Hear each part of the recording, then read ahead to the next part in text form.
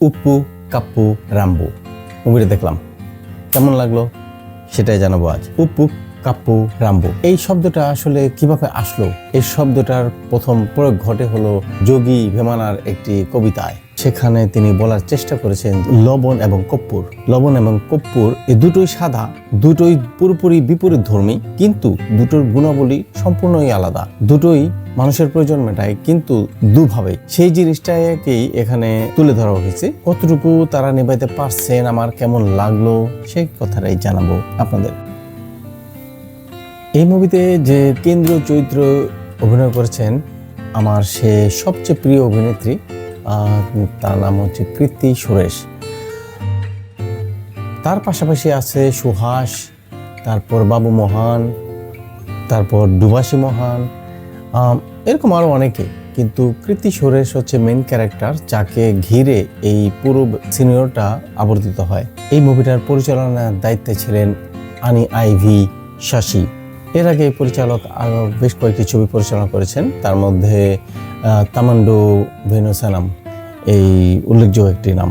আর এই মুভিটি এবছরই মুক্তি পেয়েছে। নতুন একটি মুভি আমার দেখা হলো, কারণ হচ্ছে আমি এই মুভিটার কয়েকটা ক্লিপ দেখেছি ফেসবুকে বা ইনস্টাগ্রামে বা ইউটিউবে বিভিন্ন সময়ে, তো যার কারণে আমি আগ্রহ করে এই মুভিটা দেখি।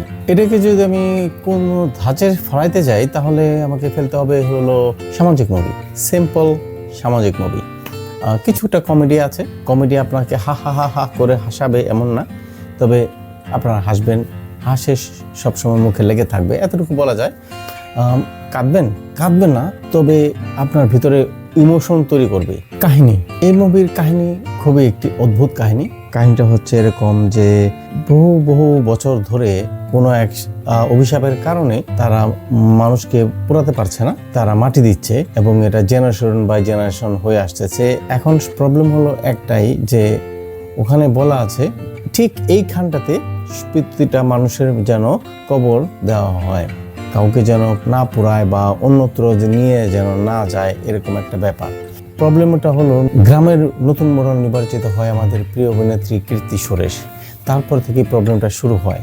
তার সামনে প্রথম যে প্রবলেমটা হয়ে আসে সেটা হলো সেই সমাধিস্থলের জায়গা কমে যাওয়া ব্যাপারটা। এখানে মাত্র 4 জনের কবর দেওয়া যাবে। যে হারে মানুষের মৃত্যু হচ্ছে, আগামী 1.5 বছর অন্তত লাগবে এই গ্যাপ ফিল আপ হতে। কীর্তি সুরেশ দেখে যে তার হাতে আরো 1.5 বছরের সময় আছে, কিন্তু কোনো এক কারণে 4 জন মানুষের মৃত্যু একসাথে হয়ে যায়। আর প্রবলেমটা শুরু হয় তখন থেকেই। কি প্রবলেম হয় এবং এর থেকে কিভাবে তারা মুক্তি পায়, ব্যাপারটা দেখতে পাবেন আপনারা এই মুভিতে। অভিনেত্রীদের পারফরমেন্সের কথা যদি বলি, যে তাদের অভিনয় কেমন ছিল, সে কথা বলতে গেলে আমাকে বলতে হবে যে 10-এ 5। কারণ যাকে নিয়ে এই কাহিনীটা চলছিল তার পারফরমেন্স আরেকটু ভালো হওয়ার দরকার ছিল। আমার মনে হয় কীর্তি সুরেশের পারফরমেন্সটা আমার কাছে কখনো মনে হয়েছে যে একটু ওভার অ্যাক্টিং হয়ে গেছে।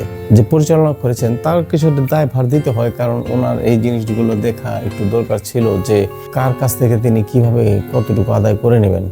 আর সুহাস, ওনার চরিত্রটি যথার্থই ছিল, ওনার অভিনয় খুব ভালো ছিল। আমার কাছে মনে হয়েছে তিনি সত্যি সৎকার করেন বাস্তবিক জীবনেও। খুব সাদামাটা, আমার কাছে কখনো ভৌতিক মনে হয়েছে।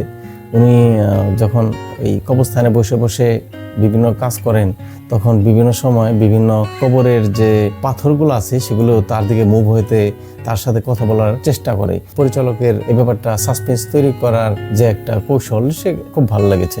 আর বাবু মোহন, সত্যি কথা ওনার কাজ আমার খুব ভালো লেগেছে। বাবু মোহনের চরিত্রটা, উনি যথার্থই চরিত্রটা ফুটিয়ে উঠেছেন, ওনার কাজ খুব ভালো ছিল। সিনেমাটোগ্রাফি যদি বলি, মাঝখানের দিকে আমি বলবো একটু সংযোগটা কেটে গেছে একটু ধীর গতি হওয়াতে। সেই বিষয়টা পরিচালক আরেকটু নজর দিলে বা ওখানে একটু সাসপেন্স ক্রিয়েট করলে আমার মনে হয় আরেকটু ভালো হতো। লাস্টের ফিনিশিংটা খুবই চমৎকার। এটা আসলে আমি ভাবতে পারি না এমনটা হবে, তো কিন্তু হয়েছে এবং খুবই ভালো লেগেছে। আমি আসলে সারপ্রাইজ হয়ে গেছি যে লাস্টের ফিনিশিং এর। তো বন্ধুরা, আজ এই পর্যন্তই, দেখা পাবো আমার পরবর্তী কোনো ভিডিওতে। সেই পর্যন্ত আজকের মতো বিদায়। ভালো থাকবে সবাই, নিজের খেয়াল রাখবেন, পরিবারের খেয়াল রাখবেন এবং মুভি দেখেন, এনজয় করেন, লাইফকে এনজয় করেন, হিংসা বিদ্বেষ বাদ দেন। কারণ আমাদের লাইফটা সত্যি সুন্দর, সত্যি খুবই ছোট। তো ভালোবাসুন সবাইকে। সে পর্যন্ত বিদায়, সেই আশা নিয়ে দেখা হবে আমার পরবর্তী কোনো ভিডিওতে। Bye bye, tata.